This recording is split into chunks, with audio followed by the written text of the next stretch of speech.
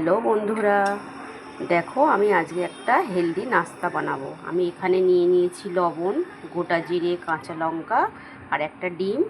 আর এখানে ওটসটাকে আমি গ্রাইন্ড করে নিয়েছি আটার মতো করে।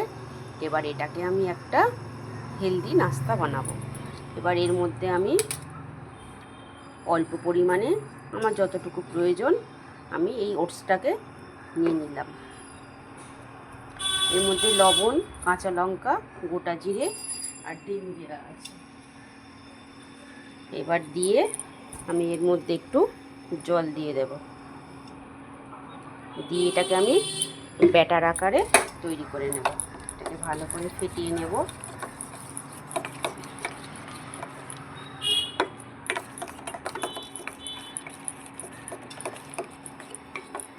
চটজলদি হয়ে যাও এটা খুব, আর এটা শরীরের পক্ষে খুবই উপকার। আমি এটা আজকে সামান্য পরিমাণে একটু তেল দিয়ে বানাবো। তোমরা দেখতে থাকো ভিডিওটা। আমি এটা ফেটিয়ে নিলাম ভালো করে।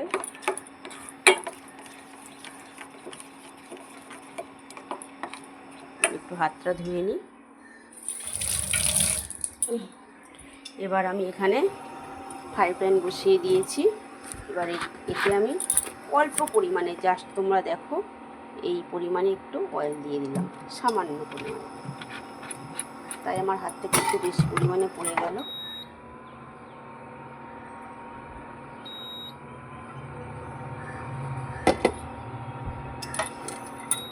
দিয়ে দিলাম।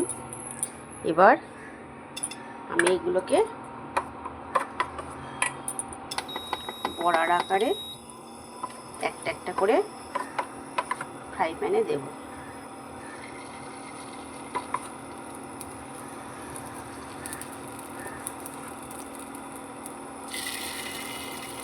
বা তোমরা এটা অমলেট পদ্ধতিতে করেও খেতে পারো, যার যেটা খুশি।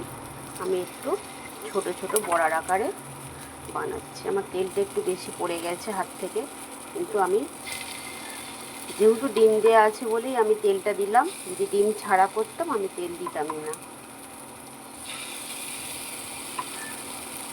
এটা চটজলদি হয়েও যায় আর খেতে খুব সুস্বাদু লাগে।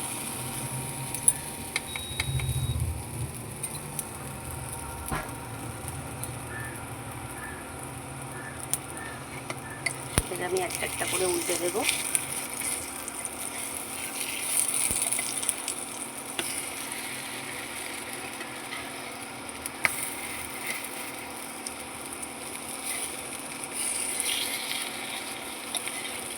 ডিমটা দেওয়া আছে, যদি না আমি তেল দিই একটু আঁচটা গন্ধ লাগবে, তাই আমি তেলটা দিলাম। আর আমি যদি এমনি করি ডিম ছাড়া, তাহলে আমি তেল ব্যবহারই করি না। তোমরা একবার বন্ধুরা বানিয়ে দেখবে কেমন লাগে, তারপরে কমেন্ট করে জানাবে।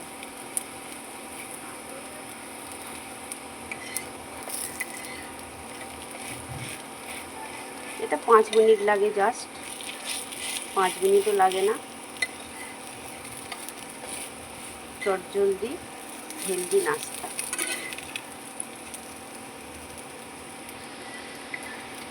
আর যারা ঝাল খেতে পারো না, তারা কাঁচা লঙ্কাটাকে স্কিপ করে যেতে পারো। আমার একটু ঝাল ঝাল পছন্দ বলে আমি কাঁচা লঙ্কাটা দিয়েছি।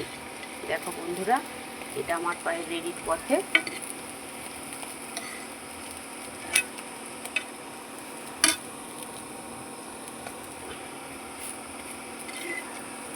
প্রায় কমপ্লিট।